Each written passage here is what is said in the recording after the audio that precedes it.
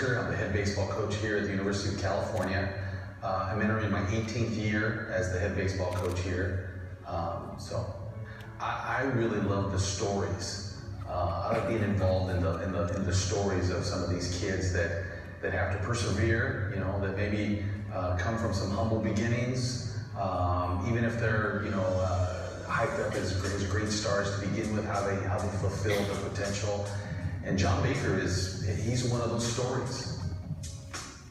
Yeah, I was an assistant coach at Pepperdine University, and John came to a camp there. Well, I was the hitting coach there, and I thought, hey, he's got a good swing, and I think I can get this kid better and get him to play, you know, be a very good Division I baseball player. He chose to go to UCLA, but didn't have any baseball opportunity at UCLA. I think he was going to ask for a tryout, and those are kind of iffy based on rosters and whether there's availability. I was fortunate enough, I got the job here at Cal. Our roster was a little light, and I thought immediately about John Baker. You know, like, here's a kid that I wanted to come play for me at Pepperdine. Oh, John was a field player, but as a left-handed hitter with a pretty good swing, and I, you know, we thought, hey, this guy is kind of perfect. He wasn't fleet of foot, and we felt like, hey, this could be someone who could profile as someone who could probably transition into a catcher. You never know how those experiments are going to work, but you know, he was diligent about it and really exhausted all avenues. You know, sought out some extra help from other coaches and tried to find and pick up tips. I think his willingness was kind of the key. You know, you get someone who's willing and open to just trying to find a way on the baseball field, and I think that's one of his greatest attributes. You know, he doesn't have a big ego of having to play his way or his position. He's willing to fit into a team, and we needed him to get better as a catcher. You know, John Baker in the clubhouse is a big positive for you. You know, he loves the game of baseball. He thinks about the game of baseball even at another level. You know, he can be a little bit of a coach on the field, which is helpful.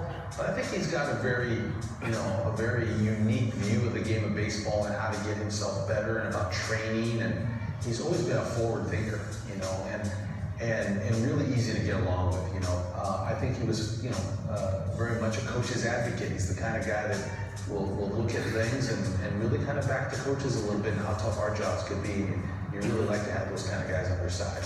And some of the articles that he's written have been so insightful into the game of baseball. I've heard his radio shows, which he's a very well spoken. You know, here's a man of many talents. You know, he's kind of one of those very talented individuals that can do a lot of things in a lot of different mediums. Probably one of the greatest accomplishments. He was a great player for us, an all Pac-12, or by then was a Pac-10 performer.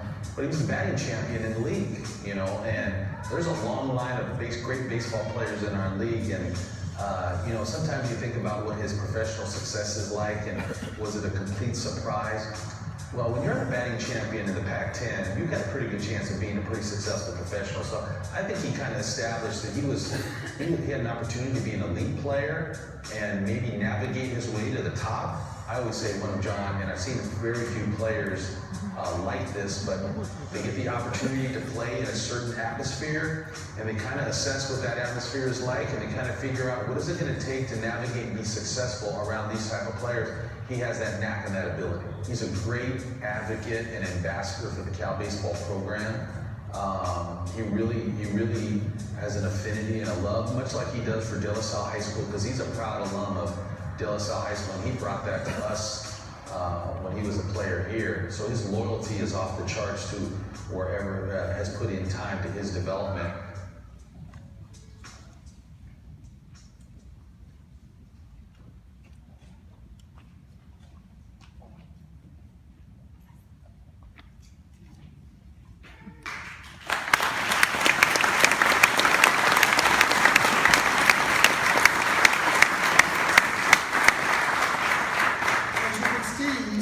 Those glasses from the class of '99, John Baker.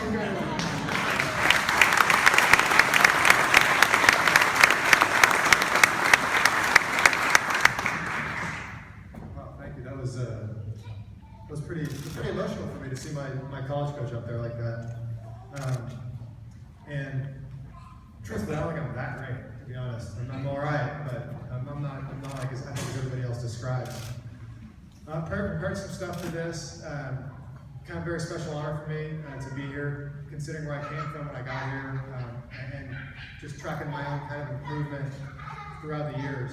And before I get started, I want to thank the people that have come here today to support me, people that supported me through my whole athletic career. My wife Megan, who I met at a basketball game here, I think in 1997, when we were kids. Thank you for all the selflessness and sacrifice. We have moved, we counted it up recently, we have moved 27 times in the last 10 years. Last 5, but with children, small children too. So incredible support from her. It's been a crazy life that we've led recently. My parents, who suggested that I attend De La Salle and set an excellent example in the home that I aspire to replicate in my own life. My grandparents, sister, brother, in-laws, brother-in-laws, and all the family and friends that drove the food at baseball games all over the country. Thank you so much for your support. It was the fuel for my relentless drive to improve and compete. What I learned at De La Salle transcends sports, baseball, and any recognizable athletic achievement. There are a few moments from my time here that stand out in my memory as key points that shaped my future and blessed me with the skills I needed to recognize my childhood dream of playing Major League Baseball. These skills morphed into a systematic approach to improvement, but I discovered the formula here. I currently work for the Chicago Cubs in our mental skills department, where I provide mentorship for young players as they attempt to navigate their way through the minor leagues. So much of what I offer our players, so much of who I am as a man, was born here. I learned about the relationship between hard work and courage. I learned about urgency and how it leads to accountability and being in the now. I learned about the power of belief in ourselves and our actions, and belief in each other. And there's an acronym in there, but I'm not going to get to that until a little bit later.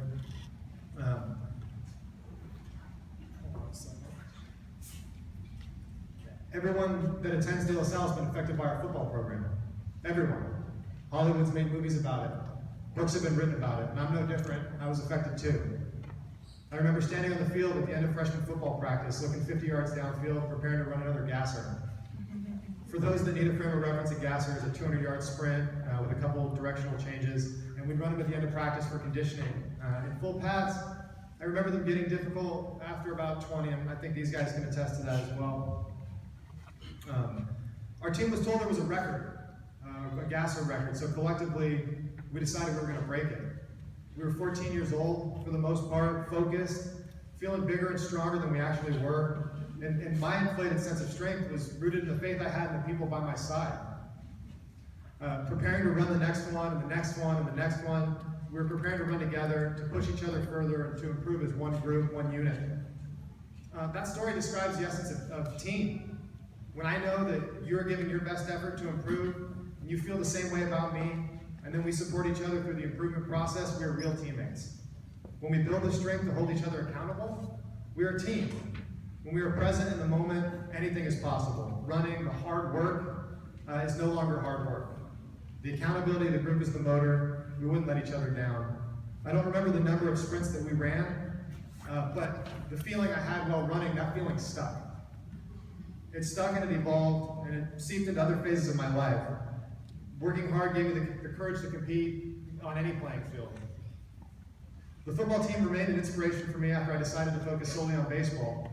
Their victory over Mater Dei our senior year, maintaining the streak, facing the biggest, strongest opponent in the history of the football program, showed me that the first step of rising to a challenge is to want to be challenged in the first place.